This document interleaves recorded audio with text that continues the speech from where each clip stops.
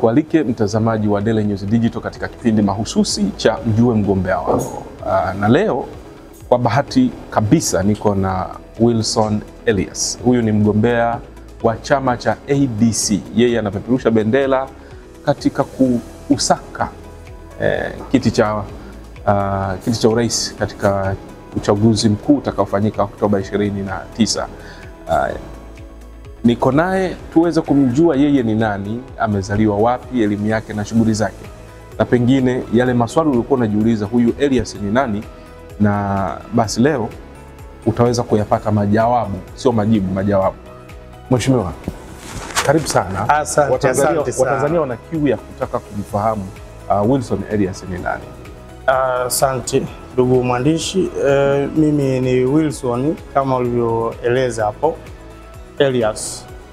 Nimezaliwa miaka 41 iliyopita katika hospitali ya wilaya ya Handeni mkoani Tanga. Nilipata elimu ya msingi katika shule ya msingi Mwakizaro iliyopo Tanga mjini kuanzia mwaka 92 hapo hadi 98. Baadaye nilijiunga na sekondari ya seminari, Victory Seminari. Nikahitimu elimu ya sekondari ya kidato cha 4. Baadaye niliendelea na shule ya Eckford High School. Na baada ya hapo niliendeleza katika elimu ya sheria kwa ngazi ya diploma. Nafikiri ni historia fupi inayonihusu mimi katika safari. Umekulia Tanga, umezaliwa Tanga. Naam. Ndio. Familia yako bila shaka iko Tanga. Ndio. Ni nani aliyekusukuma kusema sasa bwana muda umefika? Kutoka katika familia. Najua wewe nafsi yako ilikusukuma, lakini ndio, katika familia. Kitu pekee ambacho kilinivutia kwanza kuingia katika siasa, naweza kusema si wanafamilia, ndio, bali wanasiasa machachari. Kuna miaka takriban mwanzoni mwa miaka ya 2005 tayari nilikuwa na ufahamu mkubwa wa mambo ya kijamii na mambo ya kisiasa. Kwa wakati huo kuna baadhi ya wanasiasa machachari wa wakati huo, hususan mzee Hamad Rashid. Nakumbuka miaka ile akiwa ni kiongozi wa upinzani bungeni, alikuwa akinivutia. Na kuna wakati akiwa anawasilisha hotuba yake kama kiongozi wa kambi rasmi ya upinzani bungeni, kuna wakati niliahirisha hata kufanya baadhi ya mambo yangu, nikawa ninamfuatilia. Lakini pia bunge la wakati ule lilikuwa imara, kwa maana ya kwamba bunge lilikuwa lina uwezo wa kusimamia serikali, na tulikuwa tunaona kwamba hata bajeti zao zilikuwa tofauti na miaka hii ya sasa. Kwa hiyo kwa kiasi fulani hilo lilivutia mimi kuingia kwenye siasa. Na siasa ya miaka ya 90 na siasa ya leo imejaa vijana wadogo sana, wengi sana, ambao kidogo mtazamo wao uko ni na spidi kuliko zamani. Utofauti huu hauoni kama pengine wewe ndio ni kijana, lakini unaenda unakutana na watu ambao wamekaa kwenye siasa miaka mingi sana? Hii huoni kama ni changamoto kwako? Hapana, nafikiri si changamoto kwangu. Nafikiri bunge la sasa hivi tumeona tuna miaka takriban 10 hapa 5 ilikuwa ni kama bunge la upande mmoja. Okay. Kwa maana ya kwamba baada ya uchaguzi wa mwaka 2020 asilimia kubwa ya wabunge ambao walichaguliwa walikuwa ni wa Chama cha Mapinduzi. Okay. Kwa tumeona halikuwa ni bunge lenye kashikashi, majibizano ya hoja, ilikuwa tofauti na miaka ile ya nyuma.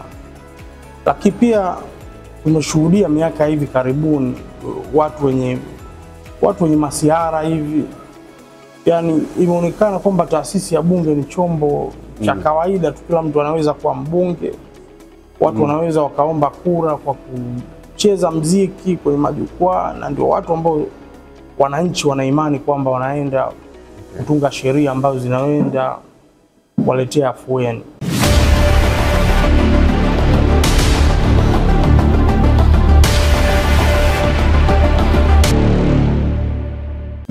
Tunarejea hapo kwa ajili ya kuweza kuzungumza kwa kina kuhusiana na kilicho nyuma ya mgombea huyu wa ADC.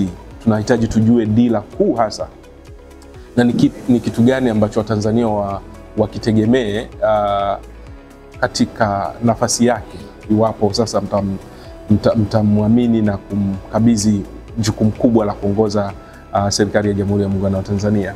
Na tunataka sasa kujua kuhusiana na dira kuu na dhamira ya chama cha ADC na wewe kama mgombea katika kiti cha urais.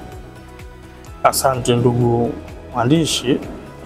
Sisi kama ADC tumekuwa na dira au malengo ambayo yanaenda kumpunguzia mwananchi, kumletea afueni katika maisha, kwa maana ya kwamba huduma zote za kijamii sisi ni watu ambao tumetangaza kwamba zitakuwa bure. Mathalan kwenye huduma za afya, huduma za upatikanaji wa elimu kuanzia chekechea mpaka chuo kikuu. Nchi yetu imebarikiwa kuwa na rasilimali nyingi, lakini kama tukizitumia vizuri zinaweza kabisa, na imani ya kwamba zinaweza kabisa kutupelekea sisi kutoa huduma hizo bure kwa wananchi wetu. Lakini pia tumekuwa tukisisitiza kwamba uunganishwaji wa maji pamoja na umeme uwe bure, ili mwananchi aweze kulipia ile monthly subscription, ile ankara aweze kulipia ankara zile za mwezi, lakini uunganishwaji wa umeme uwe bure. Na hasa ukizingatia kuna asilimia kubwa ya wananchi ambao hasa vijijini hawawezi kulipa hata ile fedha ile 27,000 ambayo wenzetu wanaona kwamba ndogo, ili kila Mtanzania aweze kupata huduma ya umeme. Sisi tutahakikisha kwamba 100% ya Watanzania watapata huduma ya umeme, lakini wataweza kupata huduma ya maji. Sisi serikali tutafanikisha hayo. Lakini msisitizo, nafikiri kwenye hotuba yangu juzi Morogoro mlisikia, niliahidi baada ya kuona shida ya maji Morogoro, niliahidi kila halmashauri itakuwa na gari la kuchimbia visima, na hiyo itapelekea tutatengeneza visima vingi na tutafunga mifumo ya sola ambayo itaweza kusukuma maji na wananchi wetu watapata huduma hiyo bila malipo. Okay. Kwa hiyo sera kuu ni kwamba angalau huduma nyingi zipatikane bure. Huduma ya maji, huduma ya elimu, afya, huduma ya afya. Usani, unaona daktari leo lazima ulipie shilingi 5,000 kumuona, lakini mtumishi wa serikali analipwa mshahara na serikali. Kwa concept sisi hatuioni ya kulipia kwa ajili ya kumuona mtumishi ambaye mwananchi analipa kodi ambayo unapelekea yule mtu alipe mshahara. Na kwa hospitali ambazo zinaendeshwa na wafanyabiashara, taasisi ambazo sio za umma. Sasa hapa nafikiri lipo tatizo. Watu wanaenda kwenye sekta binafsi kwa kuwa serikalini wamekuwa hawatoi huduma za kuridhisha. Kwa hiyo wananchi wengi wanaamini kwamba ili wapate huduma hizo na lazima waende kwenye hospitali binafsi. Lakini sisi sasa tutapeleka vifaa vya kutosha, lakini pia tutapeleka ruzuku kwa 100%, sababu tutakuwa na vyanzo vipya vya mapato ili kuweza kufanikisha yote ambayo tunaahidi kwamba wananchi wetu watayapata bila malipo. Pengine kwenye vyanzo vya mapato, kama ukitusaidia kutupitisha kwenye ajenda kuu 3 pengine ambazo mnaziona zinaweza zikawa chachu ya mapato kwa serikali yetu. Unamaanisha vyanzo vipya vya mapato? Sawa, asante. Moja, nafikiri kabla ya mwaka 2019 nchi ya Tanzania tu kwa meli za kigeni kuzisajili tulikuwa tunapata takriban bilioni zaidi ya 40, lakini kuna meli nafikiri ilikamatwa mwaka 2019. Kwa baada ya pale ugaibuni ilikamatwa kwa sababu ikiwa na madawa ya kulevya. Ndio. Kwa hiyo nitakaa na jopo langu kwa sababu ni kitu ambacho kilitokea, lakini tutaangalia madhara ya hiyo engo, lakini maana meli kila siku zinakamatwa, ni vitu vingi haviruhusiwi, silaha zinakuwa na bendera za nchi mbalimbali nyingine maarufu tu duniani, lakini hawajakomesha. Okay. Kwa hiyo nafikiri wakati ule 2019 kulikuwa na maamuzi tu ambayo labda kuna mtu mmoja anaweza kuwa na maamuzi bila kushirikisha kupata maoni ya wataalamu wengine. Okay. Kwa hiyo engo nafikiri tunaweza kuirudisha. Nikupe mfano tu, Zanzibar mwaka jana walipata takriban bilioni 12 kusajili meli zinazotembea kwa kutumia bendera ya Zanzibar, bilioni 12. Lakini sisi kwa tunapata zaidi ya hapo. Lakini pia ni eneo ambalo linatosha. Nimesema ni moja kati ya engo ambayo inapunguza akisi. Okay. Lakini pili, utalii haujatangazwa. Unaweza ukaona rasilimali za utalii ambazo tunazo, idadi ya watalii ambayo airport zetu inawapokea kila mwaka. Unaona kwamba tumezidiwa na nchi nyingine ndogo tu za Afrika ambazo hawana rasilimali za utalii ambazo Mungu ametupatia kama sisi. Kuna madini ya kila aina, Tanzanite ambayo yanapatikana Tanzania ni moja kati ya vitu hali zaidi duniani.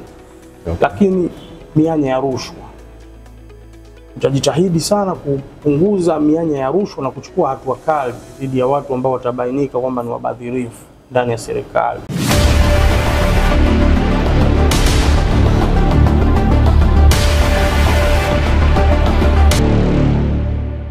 Rushwa umekuwa ni ugonjwa ambao umeathiri maeneo mengi, umedhorotesha upatikanaji wa huduma, lakini kutoa na kupokea huduma.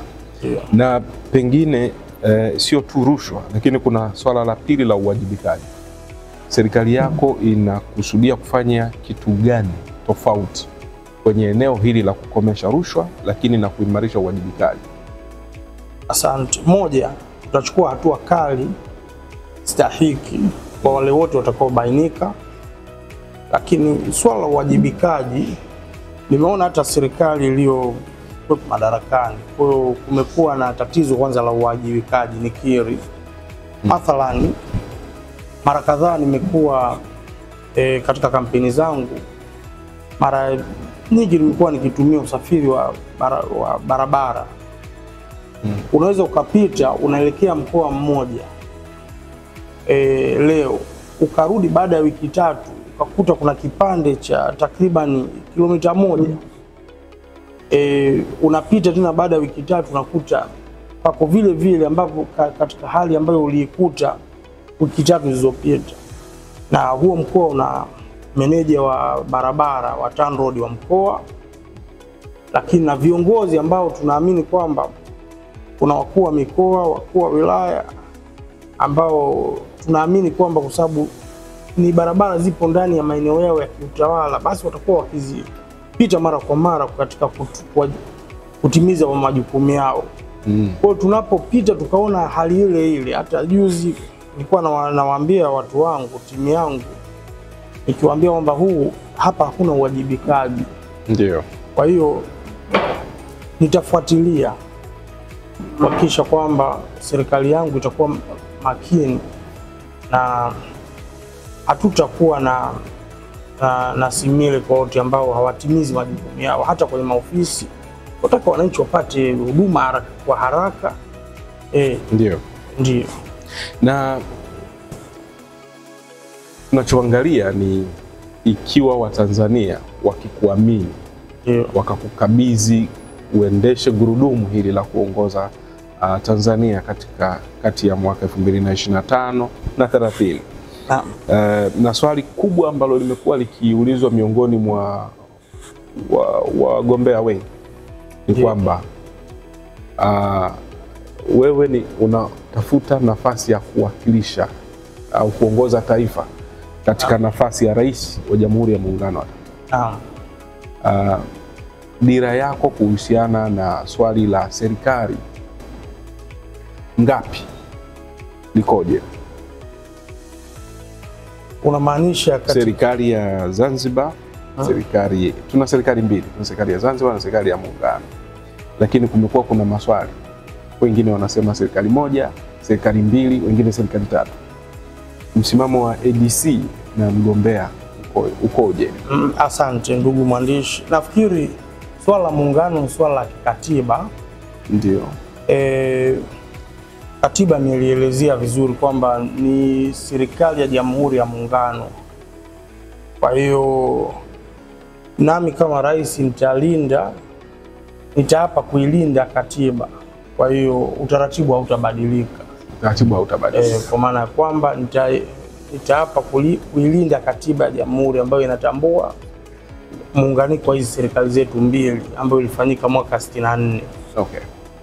Na kuna maeneo gani ambayo unadhani yanapaswa yazingatiwe katika kuhakikisha tunaendelea kudumisha muungano?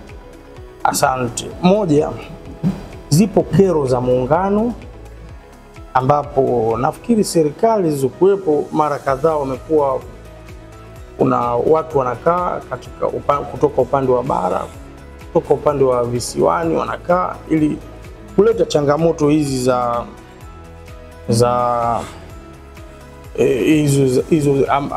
kutatua baadhi ya kero za muungano. Nafikiri wanaenda vizuri, hiyo moja. Lakini pili, tulikuwa na nafikiri akaunti ya pamoja kati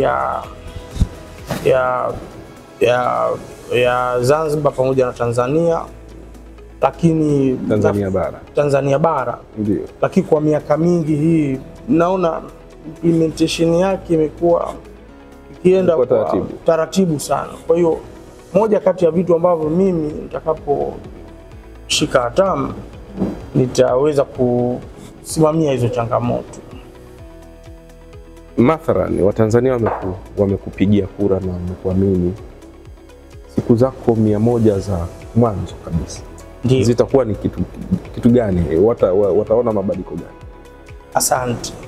Mabadiliko ya kwanza katika siku zangu 100 nikiwa Ikulu moja, nitahakikisha nimejenga toll gates nchi nzima. Kwa maana ya kwamba tutakuwa na utaratibu wa kuchangia barabara kulingana na ukubwa wa gari, uzito wa gari husika na idadi ya matairi kama ilivyokuwepo katika nchi zote duniani, hata ukanda huu wa SADC. Tofauti na ilivyokuwepo sasa hivi, tozo hii imewekwa kwenye mafuta. Kwa hapa nchini Tanzania kuna athari gani tozo kuwa kwenye mafuta? Tozo kuwekwa kwenye mafuta ina athari moja kwa moja kwa wananchi. Moja, kuna mwananchi anaenda kununua mafuta ili atumie mashine yake ya kusaga na kukoboa kijijini ambayo inatumia nishati ya diesel. Kitendo cha serikali kumwekea tozo ile kwenye mafuta umemuumiza moja kwa moja mwananchi yule. Kuna mkulima ambaye anatumia trekta, matrekta huwezi kuyaona huko mjini, lakini hapo vijijini kule unapoweka tozo hii kwenye mafuta kwa maana ya diesel, ina maana yule mtu anayetumia trekta shambani kwake, wewe unamchaji kwa ajili ya kutumia barabara. Si sawa. Mwananchi ambaye anatumia pawatila, wewe unakwenda unamwekea tozo kwenye mafuta kati anatumia pawatila yake kwenda kulimia shambani kwake. Haiko sawa. Dunia nzima unapoenda hawa waendesha pikipiki wako exempted, wana exemption, kwa maana ya kwamba kwenye toll gates wao hawalipii. lakini kitendo cha kwa maana kwamba wao hawachangii chochote katika matumizi ya kutumia pikipiki barabara. Kwa kitendo cha wewe kuweka hii tozo kwenye mafuta, umemuumiza moja kwa moja vijana wetu ambao wanaendesha bodaboda, lakini ni kwa sababu hawana mbadala. Ajira za serikali zinahitaji watu ambao ni white collar job, ambao zinahitaji watu ambao wana elimu kubwa, na vijana wetu wengi wana elimu tu za kawaida ambazo haziwawezeshi kufanya kazi serikalini.